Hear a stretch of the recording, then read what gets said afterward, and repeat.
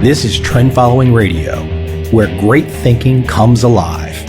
Nobel Prize winners, legendary traders, best-selling authors, and the pros that know what drive us irrational human beings. I am your host, Michael Covel. Not filtered, raw, honest. That's my passion.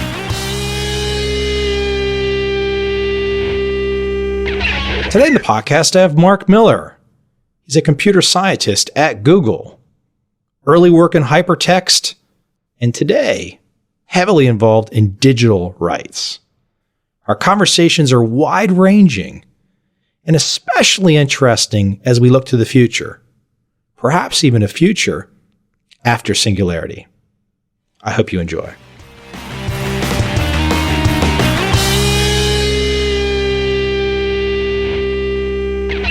One of the things that I've been wondering when I walk around the street is I say to myself, okay, clearly the company that's building the 50-story tower, the 50-story glass tower, they have secured property rights that they feel comfortable with.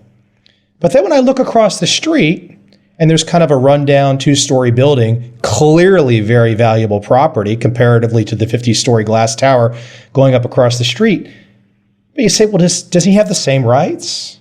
Are they on equal footing? What is the rights situation? And so here I am making these observations in the last couple weeks, and then I fall into your world, and I'm like, aha, somebody else has been thinking about this in a very detailed way. Yeah. So specifically on that question, I owe tremendous debt, of course, to Hernando de Soto, who, in The Other Path and the Mystery of Capital, has really done an amazing job at exploring the informal economy and the meaning of informal ownership and the benefits and costs of owning things informally versus formally. But yes, the informal economy where things are not legally owned, but they're still owned according to the norms of the society of that the people find themselves in, is real ownership, and it really creates economic activity.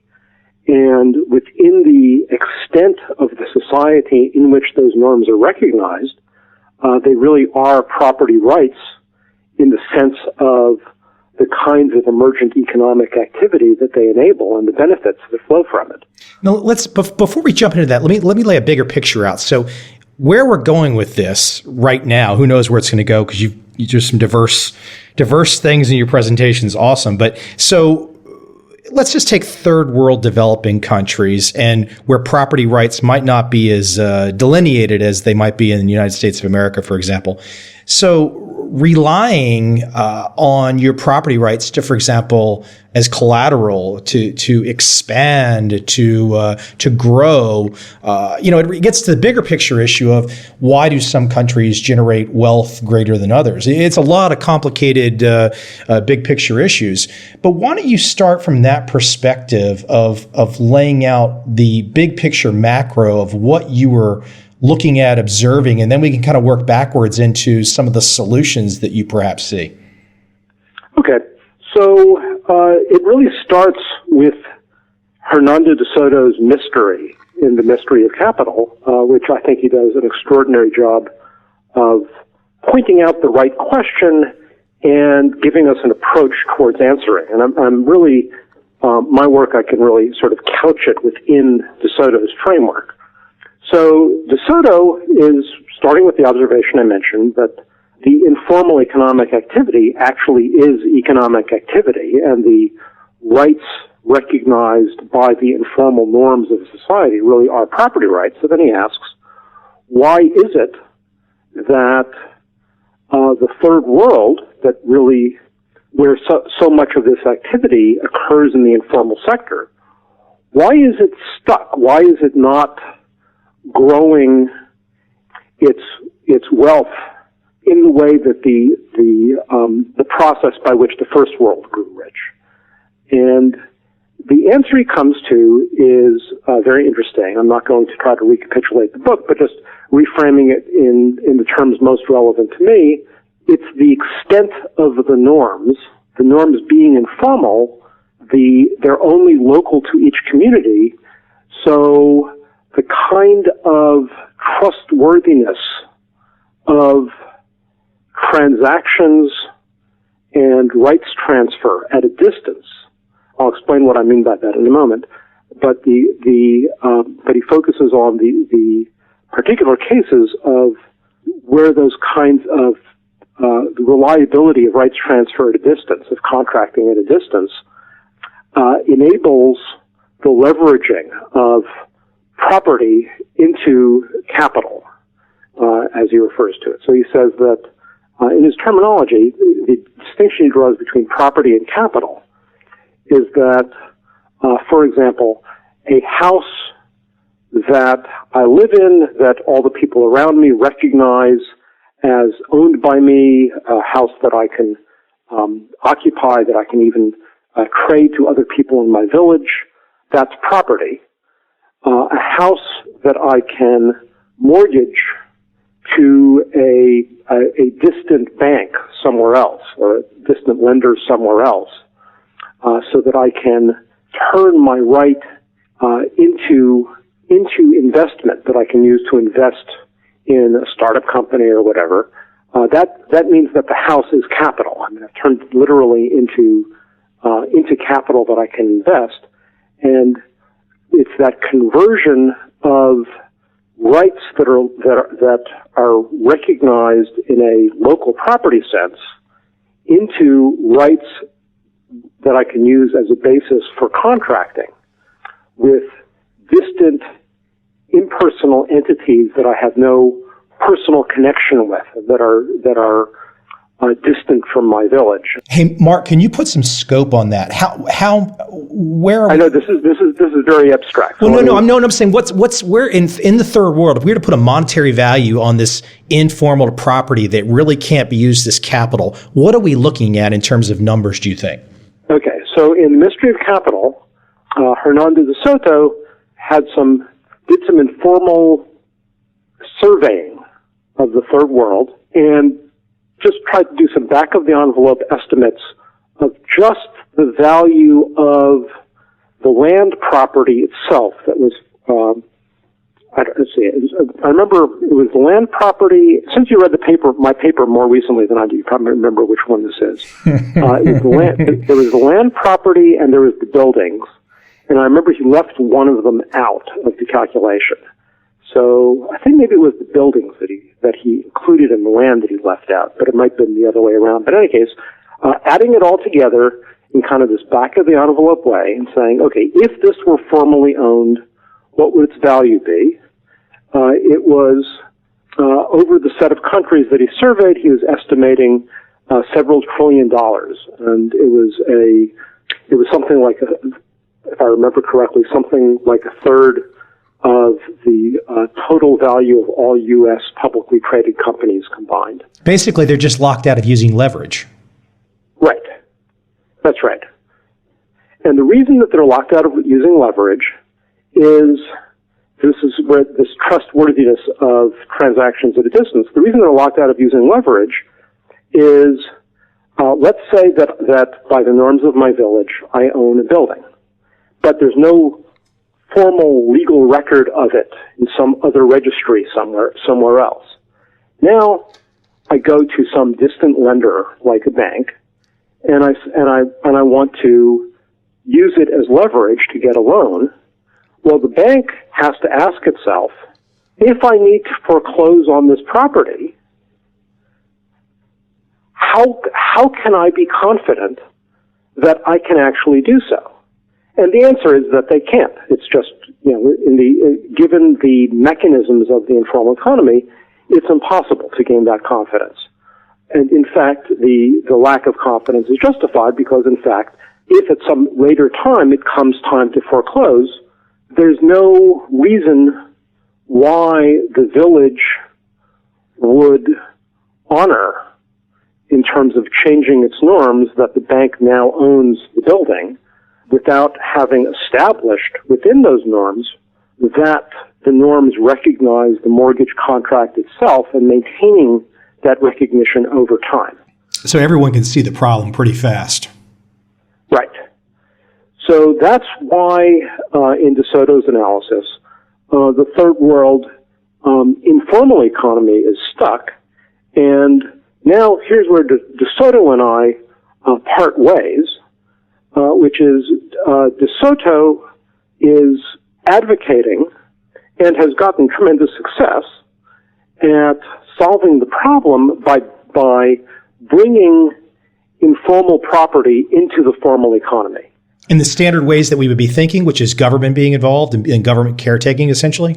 Exactly. So that's De Soto's other path is to work with the governments and get the governments to expand their title registries, to go into the informal sector, survey, talk to people, and basically try to codify the current situation of who owns what in the informal sector, to bring that informal ownership into the formal economy, and then by so doing, enable all that the informal economy to now gain all the benefits of formality.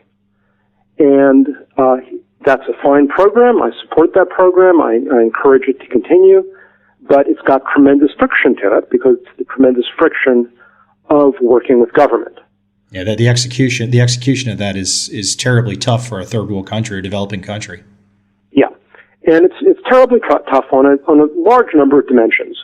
One is that a lot of these places don't have good working systems of rules and justice and uncorrupt adjudication. Rather, they have corrupt officials and bribe taking and bureaucracy and red tape. And De Soto's the other path. He does this experiment of trying to do a particular kind of transaction, opening a new business in the formal sector without paying any bribes.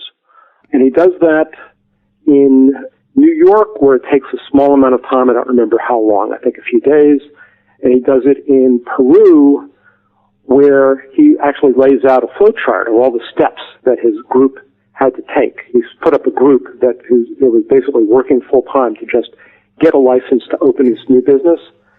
And this group working full time with only the rule that they could not pay a bribe ended up working for 9 months. They a few times ran into an impasse where it was complete dead end. They simply could not proceed without paying a bribe, and they had to go back to De Soto, and De Soto authorized them a couple of times to proceed to pay the bribe so that the project could continue, and they documented all of this. So the formal sector in a non-working governmental system has tremendous overhead, tremendous friction, and in fact, this is much of the reason why the informal sector in those societies is so large, why so much economic activity takes place in the informal sector rather than the formal one. So the idea that we're pursuing in our paper, which we call the digital path, is to say, well, we have a new enabler for establishing and communicating norms, which is the internet and digital media. Can we leverage and cryptography and modern computer security technology? Can we leverage these new digital media to make norms that are grown bottom up informally something that have real force and presence in the world at a distance and can play much of the role of enabling leverage of economic assets that before the internet, the only choice you had was to turn to government formal law. And so our work is exploring that. And since we wrote all of this, we've seen this wonderful example in the small of this with Bitcoin, which is Bitcoin is a fiat currency, fiat in the sense that it has no backing and no peg. There's no guarantee of redeemability for anything else. But it's a fiat currency that's not created by anyone's fiat. There's no official entity that states this thing is a currency and this is the volume of the currency in circulation. It's established by convention and protocol. I mean, ultimately, Bitcoin is a great representation of digital trust.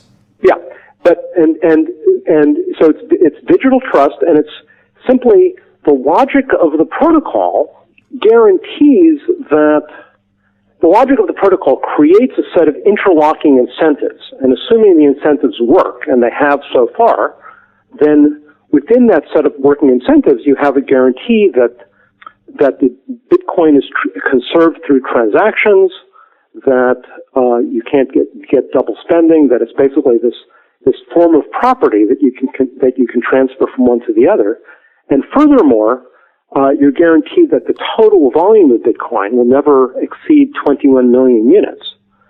So, which has upsides and downsides, but the result is that with no legal recognition or backing whatsoever, it grew bottom up simply by the mutual recognition of the participants in the system that it had the properties that we associate with property rights and could be used, therefore, as a kind of property.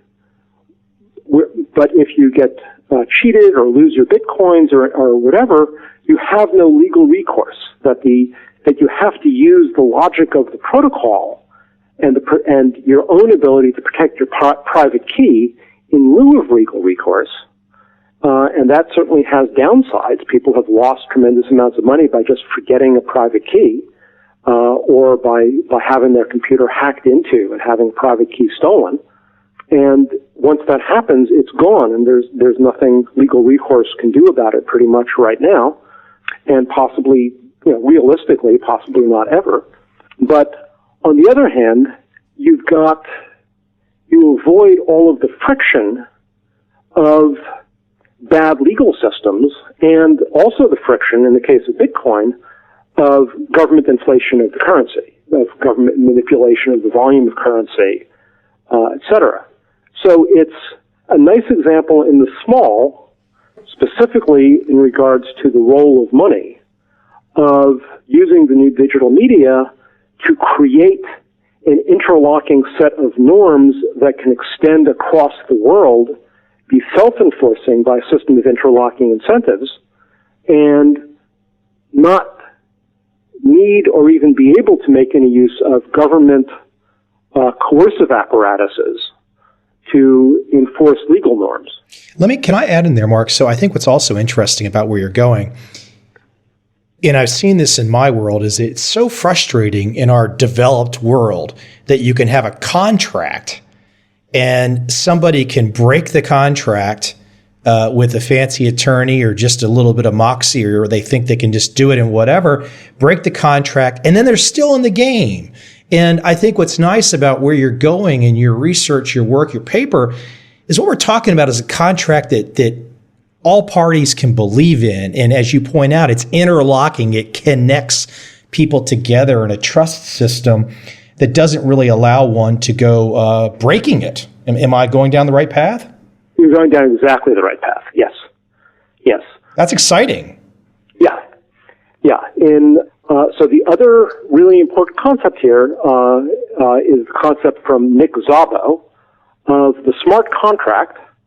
And there's more and more players in the Bitcoin world that realize that the Bitcoin technology is much more fundamental than just enabling a decentralized currency.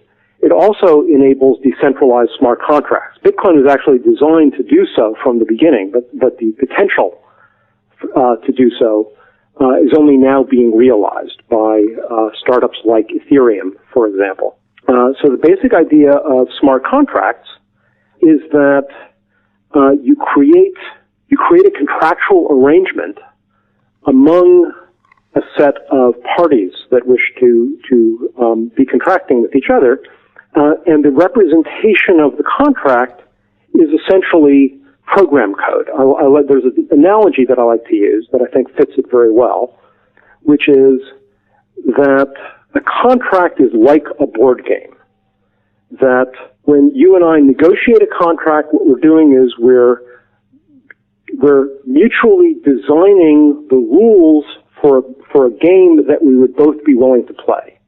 And the reason we would both be willing to play it is we both expect to win, because contracts are generally positive sum. There's no paradox in that. We generally, both parties to a contract do win, although obviously not always.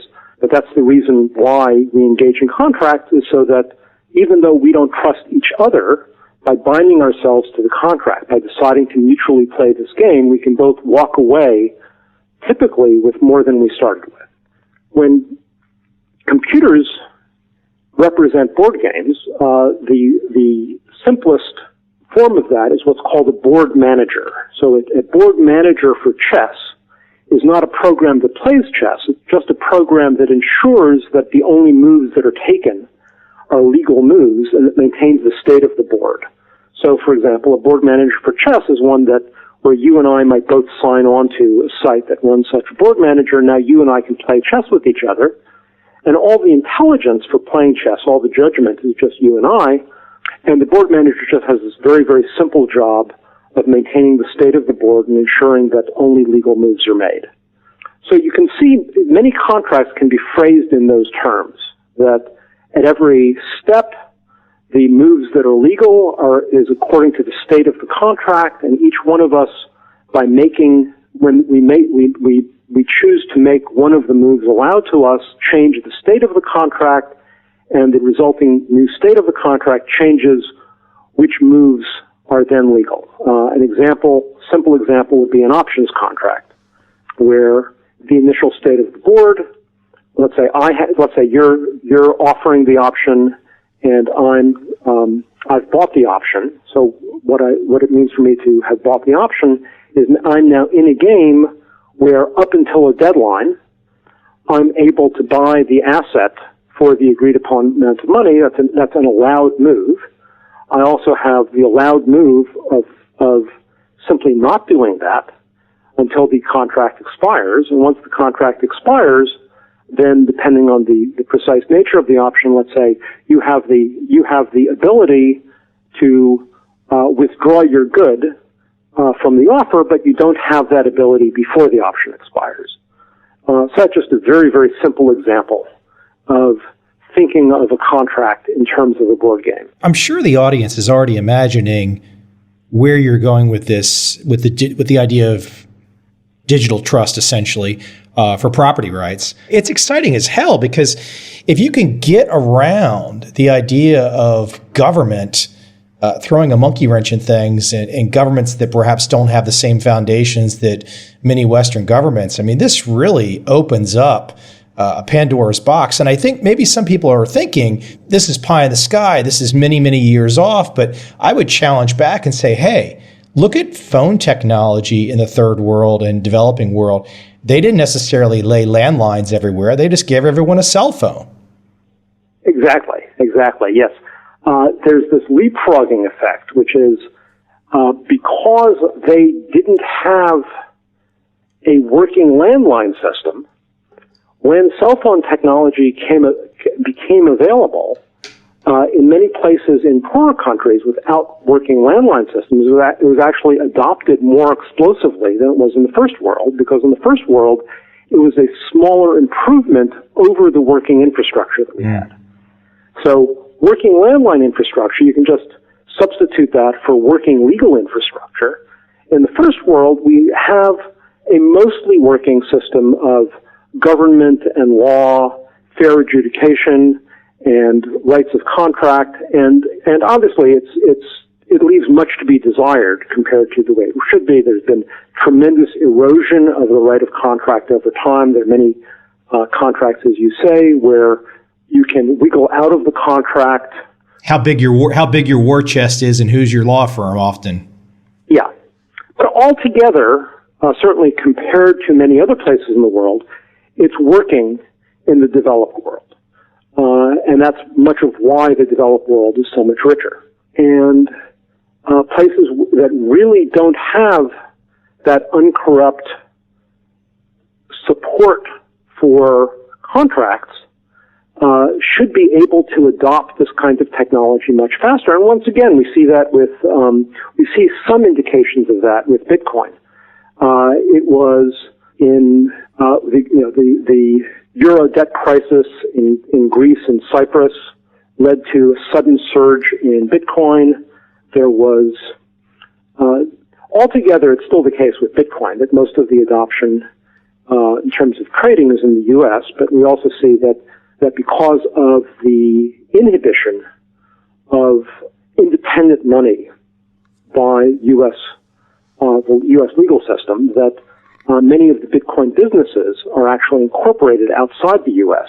because the U.S. puts so much friction on trying to run a money business. So for many reasons, I think that this kind of smart contracting might grow more explosively outside the developed world and then spread into the developed world. There's a couple big picture things. I made some notes here about some of the things in your work that I just love. What this digital rights, the digital trust, the smart contracts, who will watch the watchers becomes less of an issue. That's one point. The second, this is not, instead of this being the rule of men, it's the rule of law. And that's just, anybody out there that's got a modicum of decency and integrity wants to have a fair set of rules. And then it comes down to who's going to work harder, not, have you paid off the right guy or, can you trust your property rights? So it's exciting. It's exciting. Mm-hmm. Yeah, classically the ideal that Western civilization is built on, as you say, is this phrase, the rule of law and not of men. And what it's always meant is that government that's ultimately built out of people should act as much as possible as if the laws themselves are determining the outcome and not insert too much human judgment into the process. And now with digital technology and smart contracting, we have the ability to have a much more literal realization of the slogan that has been that has captured so much of what works so well in the developed world, which is that the contracts, by being program code that all the parties to the contract can inspect, and where the meaning of the program is objective, it's that the program code becomes the law governing that contract itself, and human judgment is largely taken out of the loop in terms of what the contract means. Now, there's a big qualifier I need to put in on that, which makes that issue more complicated, but more complicated in a good way. Many contracts still require judgment in the adjudication of the contract and determining what the contract means in difficult circumstances. With the financial options contract, it's perfectly reasonable to have a completely automated contract where the terms of the contract are completely objective. But for many, many other contracts, our ability to make things objective and purely automated really exceeds the needs for the subtlety of the contract, for which we really still need to bring in human judgment.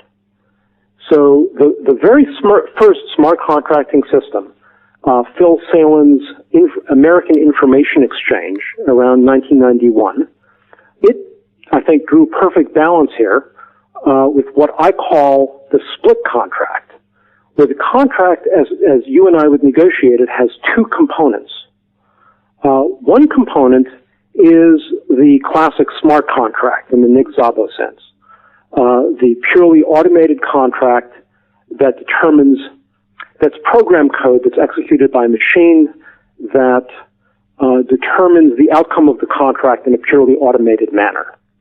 And then another part of the contract is prose contract, which is much more like a classic legal contract that's written by humans in prose for the purpose of being interpreted by other humans under conditions of dispute. And the way we bridge these two worlds is we construct, if we choose, we construct the smart contract so that besides, let's say, you and I as the normal players of the contract, the contract participants, we bring in a third player by, we negotiate this as part of the contract up front, which is a third-party adjudicator, such as, for example, the American Arbitration Association. And what we do is we just make them a third player in the game where the player normally doesn't have any moves to make, and we don't even necessarily need to inform them that they are a player in the game. But then an additional move that you and I both have available to us is we can put the contract into dispute. So if either of us pull the lever, pull the escape cord or whatever, and throw the contract into dispute, then the third-party adjudicator is brought in, reads the prose, sees what we expressed as the meaning of the contract in prose, and then determines the disposal of the rights at stake in the contract according to their judgment. So this is a very nice bridge. Every individual contract can choose whether or not, on a case-by-case basis, there is such adjudication possible, and in each case can just decide who the adjudicator is based on who the contracting parties mutually trust. This does not turn this into a governmental system necessarily. It can be still a completely private one. It can be a decentralized one. We don't have to necessarily go to a well-known party like the American Arbitration Association. We can just go to any party that you and I mutually trust to adjudicate the nature of the outcome of this particular contract. So this, I think, forms a very nice bridge.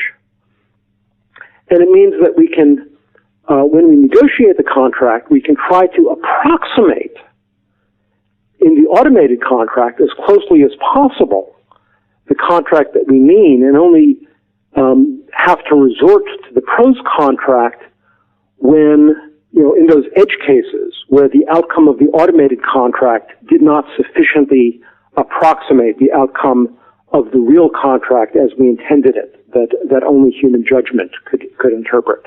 But as a fail-safe, you're essentially proposing binding arbitration, which, if for some reason or another the digital trust, the smart contract, is not enough for both parties, then you have binding arbitration as a fail-safe. Yes. However, the interesting difference is that there's this phrase that's often misunderstood that possession is 9/10 of the law. And what that really means is that if you and I are considering putting a contract into dispute resolution, into human dispute resolution, whether through a legal system or whether through arbitration through, for example, the American Arbitration Association, that those human legal dispute resolution processes are very, very expensive. They're expensive both in money and in time and in friction, and it's just tremendously costly on the parties to go through that process.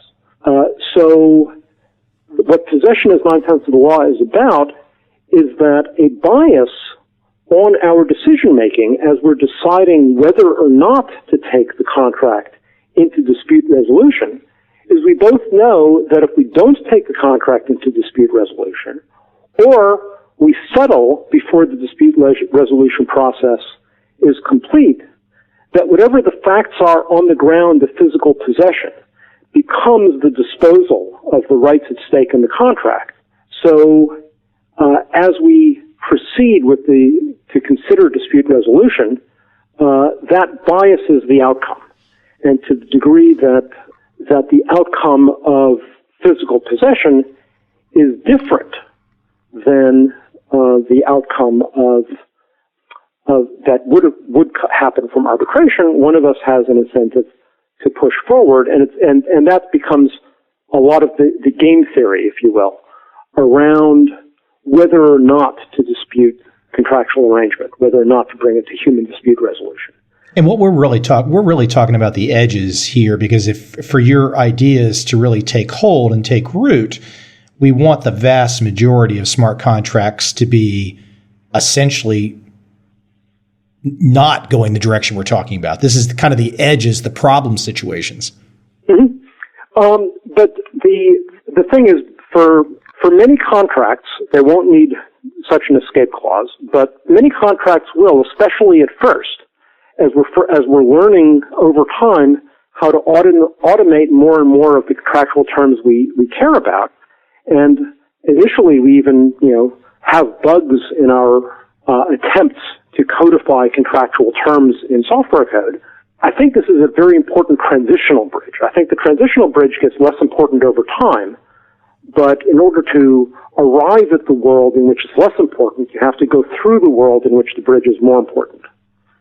I think it's a fair point. It's a fair point. Hey, Mark, I think people probably are wrapping their arms around where your research is going and your writing is going, and I definitely want them to check out your world online. But I want to shift gears on you slightly, and it's probably going to come back into the same subject areas we're already in. First question, was the Turing test just passed? Oh. Or is my question in of itself a question you'll even like to hear? So I have not dug into this piece of news, so I cannot speak authoritatively about it. But I'll tell you my reaction, which was why I didn't dig into it, is when I saw that the computer was attempting to be a child in a land foreign from all the examiners. I don't remember where the child was supposed to be, so that the child could claim ignorance of tremendous amounts of the world. I just didn't take it seriously. I thought, okay, they kind of loaded the dice here. But like I said, it might actually be much more impressive than that. Because I made this quick spot judgment, I didn't dig into it, so I'm not speaking authoritatively. Okay, well let me shift that into another related area that I kind of saw at the beginning of one of your presentations that I was watching. And, one of the buzzwords for people that are not in your field, maybe they know a little bit about it, and I'm not one of the ones that uses it. I hear a lot of friends that want to talk about it, which is the idea of singularity and, that hypothetical moment where AI will perhaps surpass human intelligence. And I know you kind of are saying, like, hey, hold on, there's been singularities in the past and whatnot. We've got to just tone down a second. But let me ask your ideas of the world that you're proposing, the rights that you're proposing, as we move forward towards singularity. And I don't know if you want to define in your mind, or I'm not really asking for a prediction, but why don't you talk about, because I think people will be really interested. Computer scientists at Google and the subject of singularity. Why don't you talk about the subject of singularity for a moment, but then bring it back into the original topic of where we had started today? Okay. So the term singularity used for this purpose originates with science fiction author Werner Vinge, and he was describing it not specifically with regard to AI, but simply with regard to the vast acceleration of progress, and saying that the singularity is the threshold of rate of progress such that from before that threshold, you really can't have any appreciable foresight of the nature of the world after that point. That the world after that point is so completely different that you can only speak in vague terms. So first of all, if we recognize that the threshold isn't an instant, but it's some interval of time, we can say that the first singularity was, let's say, 10,000 years ago. With the interval of time was many generations, but the people before the transition to farming and cities and all that would have found the world on the other side of that transition rather incomprehensible. Are we going through a singularity now? Are we approaching this, or are we approaching a singularity now? I think so. What are some of the elements of progress that should take us into a world that's fairly incomprehensible to our current world? AI is certainly one of them. I would say nanotechnology is another one. AI, as has often been summarized, AI is sort of in the world of bits, and nanotechnology is sort of in the world of stuff, things, and they're both such an extraordinary transition in those two worlds as to really remake the world, as to really cause things to be very different on the other side. Now, the incomprehensibility, though, is something that we need to take with a grain of salt. There's many things that human civilization has always been incomprehensible to us in the details. I mean, economists are still arguing about the Great Depression. Once you put, large numbers of interest-seeking individuals, agents, together into an economic system, we do get many emergent effects that we have no ability to comprehend. And this is, this goes back to Hayek's point about how civilization as a whole makes use of more knowledge than any one of us is aware of. That it's as a whole effective in ways that can be quite well beyond what any one of us can figure out and account for. But on the other hand, there's general things we know. The logic of evolution, the logic of economics neither one of those is specific to, respectively, biology and human participants. Both of those are founded in the game theory of the interaction of self-interested replicators interacting with each other. On the other side of whatever the singularity is, that other side we still know will be the interaction of separately interested agents interacting with each other within some framework of rules. And the logic of evolution and economics still apply. So I know that you've talked to Robin Hanson, and he's done a lot of good work analyzing the scenario about what if uploads come first. That's one of the possible singularity scenarios where we don't get to AI as something synthesized. We get to the equivalent degree of transition by uploading and replicating the human brains into a computer system and running them millions of times faster and billions of times replicated. But the analysis he brings is he doesn't say, well, this is incomprehensible, I can't do anything. He goes ahead and takes what we already understand from economics and uses it to analyze that world. One can do the same for a world dominated by AI. One can do the same for a world in which the physical world of manufacturing is dominated by nanotechnology. And a lot of what it comes down to is what's the nature of the framework of rules, because the nature of the framework of rules really determines a lot about the nature of the emergent incentives from the interactions. And the wonder of markets and property rights is that the fundamental rule is that interactions are mutually voluntary, so that participants in an interaction must both be seeking gain in order to decide to interact. They must both be expecting gain, and this means that interactions on the whole are positive sum. And positive sum means, I think in general, even across the transition, that you end up with growth of wealth, growth of adaptive complexity, and in the case where interactions are cooperative, are positive sum, you end up with the growth of cooperative complexity. So this is one of the reasons why, in fact, I'm very eager to establish a jurisdiction-free digital basis for rights-based interaction is to establish a framework that encourages positive sum interaction where that framework can survive the transition that we call singularity. Yeah.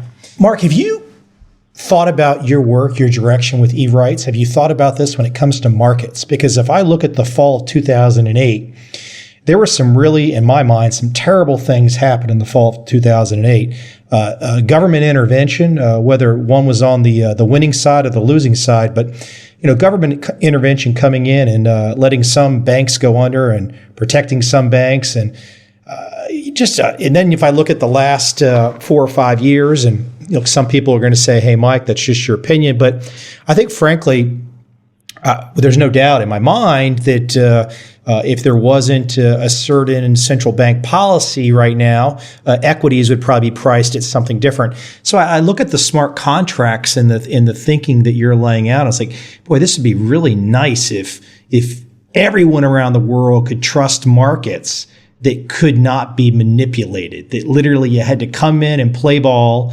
And if you lost, you lost. If you won, you won. But you didn't get a chance to go to father government and have them level the playing field. Yeah. I think that, so first of all, let me say that, as I mentioned, economists are still arguing about the Great Depression. And I have little doubt that even 30 years from now, economists will still be arguing about the crash of 2008, 2007, 2008. So there's tremendous controversy. I certainly have my own opinions, which are very much aligned with yours, but I'm very humbled by the fact that economists that I really deeply respect have come to other conclusions about the crash. That doesn't mean that I believe those other conclusions, but what it does mean is that I'm skeptical of my own conclusions. That said, I think a major destabilizing factor that helped encourage the crash, helped lay the groundwork for the boom and the crash is, and this is by no means original, this has been observed over and over again, is the expectation of bailout of too big to fail institutions. So there's, the government with its whole bailing out of too big to fail institutions is in a genuinely difficult situation.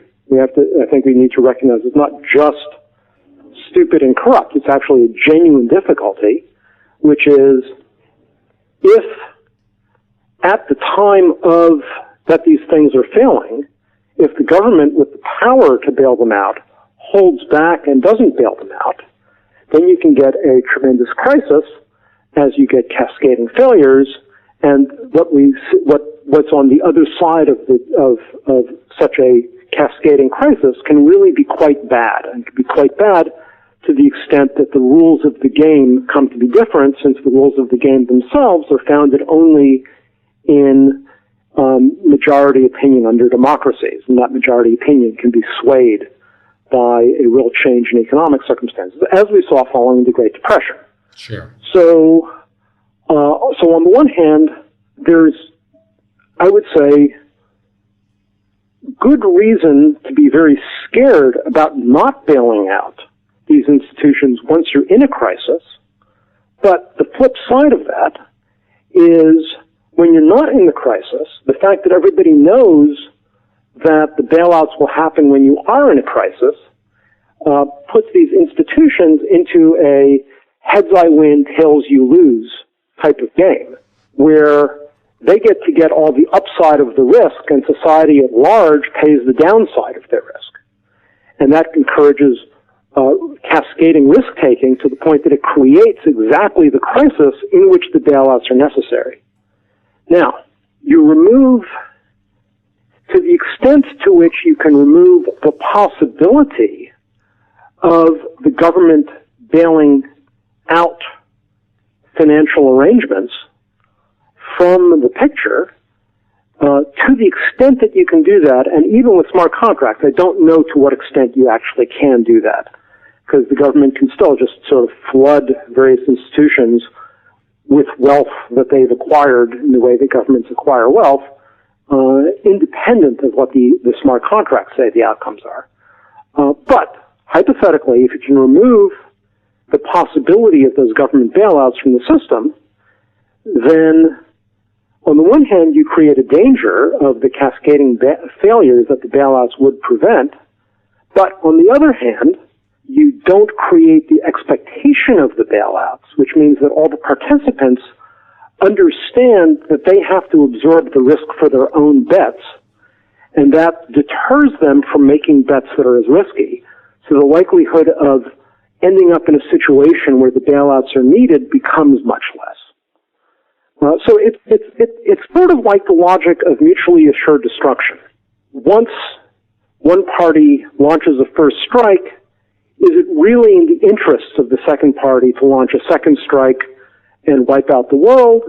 Well, probably not. But if they declare that, well, we're not going to launch a second strike and destroy the world, we're just going to absorb the losses on the first strike because half a world is better than none, well, then they increase the risk of a first strike. So whether you buy that analogy or not, there is this general issue about you can't just look at what your interests are at the time. You have to look at what expectations are created by your ability to act on your interests at the time.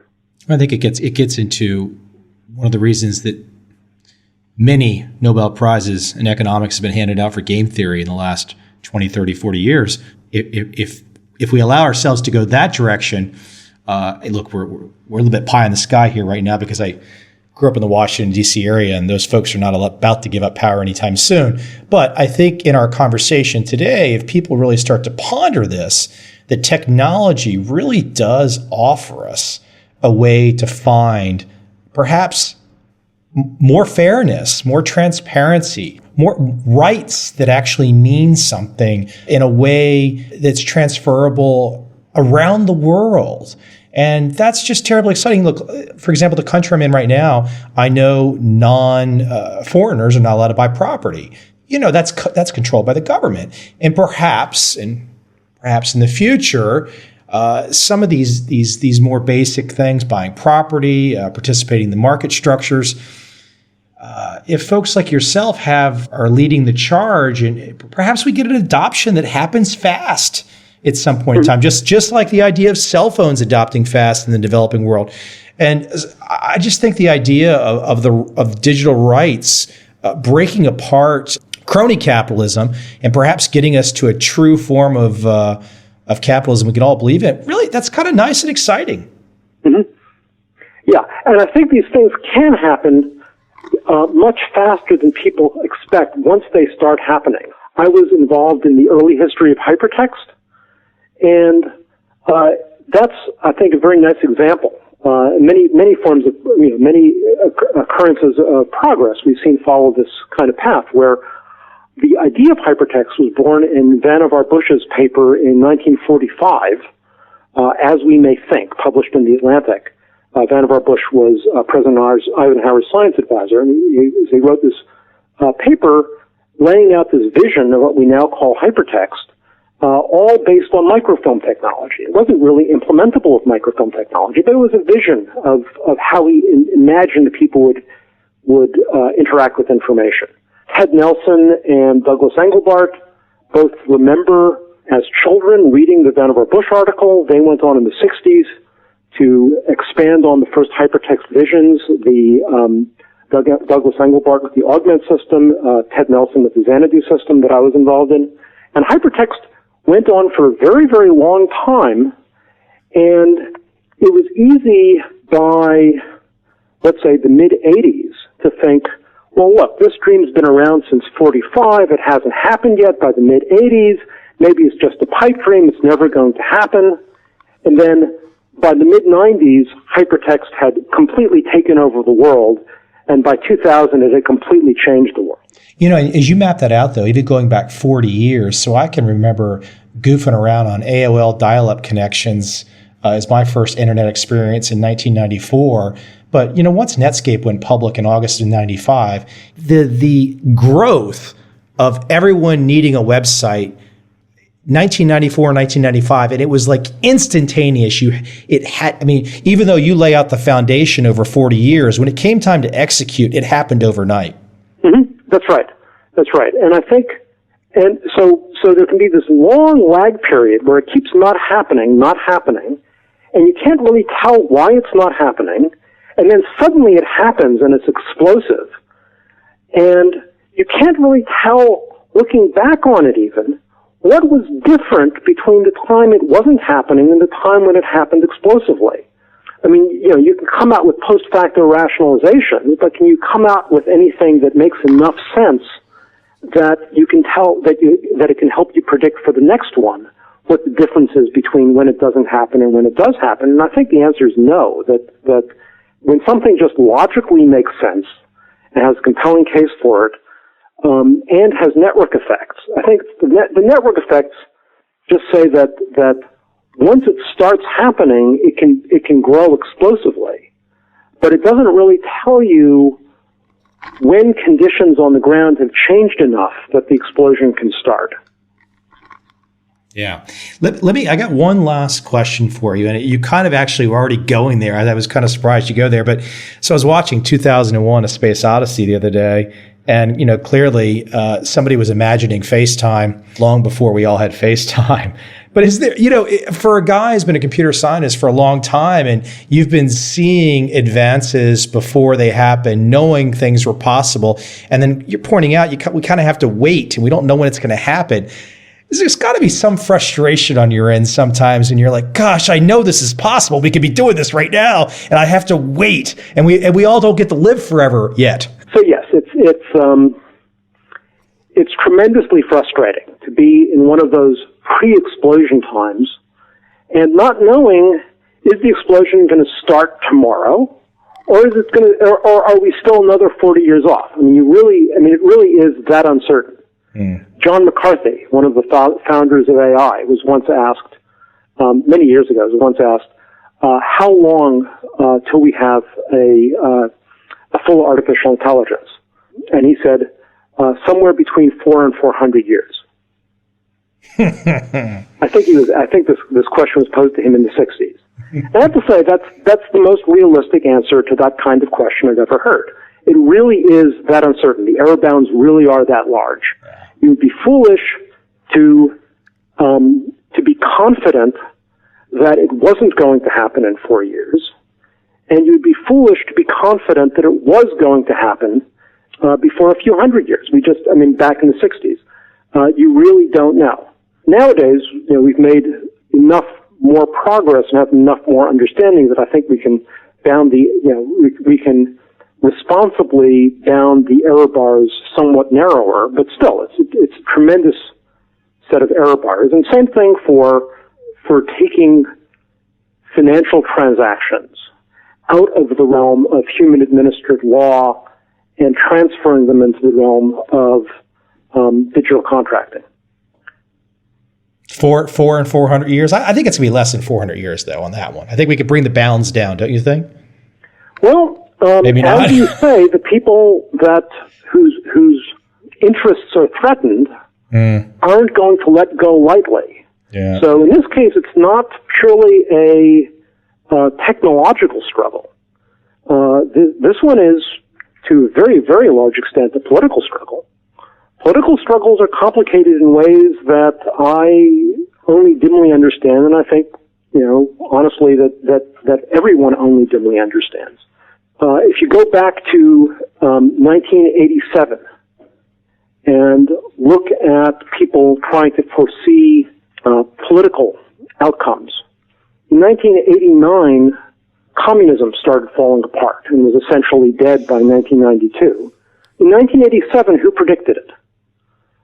I can think of one public figure that predicted it fairly accurately, which was Zbigniew Brzezinski, President Carter's science advisor, in a wonderful book called The Grand Failure. He didn't predict it was going to be that soon. He laid out something like 20 different scenarios for how it could fall apart in a spectrum from least bloody to most bloody. what actually happened was actually less bloody than his least bloody scenario. So, what actually happened was tremendously good news compared even to the most prescient public prediction of what was going to happen. And I don't have any explanation for that, but I think that, that's an example where it happened explosively sooner than expected, and explosively happened with a much better dynamic than anybody expected. It's fascinating. And then you look at right now, I think people studying geopolitics could have some frustration when they look at Russia and say, well, gosh, the bear is growling a little bit with Crimea going down and stuff like that. So it's a never-ending, undulating situation. You just don't know what's going to happen when governments get involved and power is desired and sought. It's unfortunate because I think you and I could have a very logical conversation. And if we were speaking to the 7.5 billion people of the planet, I'm sure we could both map out a case where the vast majority of people would say, gosh, that makes sense. And if we all just cooperate and rally around these basic logical principles, it's a much more fair situation. But unfortunately, strong men exist. Hey, Mark, listen, I'm assuming for people that want to check you and your work out, maybe the best place to start is your Wikipedia page and Mark S. Miller, or if you want to send them to a particular URL to check out more of your work. Check out the Wikipedia page is fine, as is one of the norms on Wikipedia, which I follow, is I don't get to edit my own page. So I'm going to refrain from adding some URLs to it that I would like to refer people to. Also check out erights.org, which I do control and which I can add some links to that I would like your audience to see. Wonderful talking to you. I really enjoyed this. Thanks, Mark.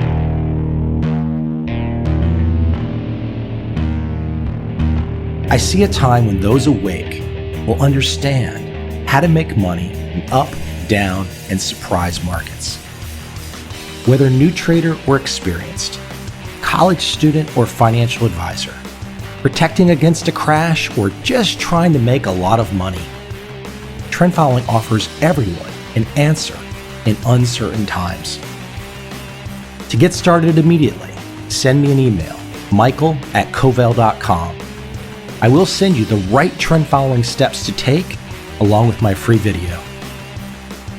But if you want to buy and hold, trust the government and trust Wall Street, this is absolutely not for you.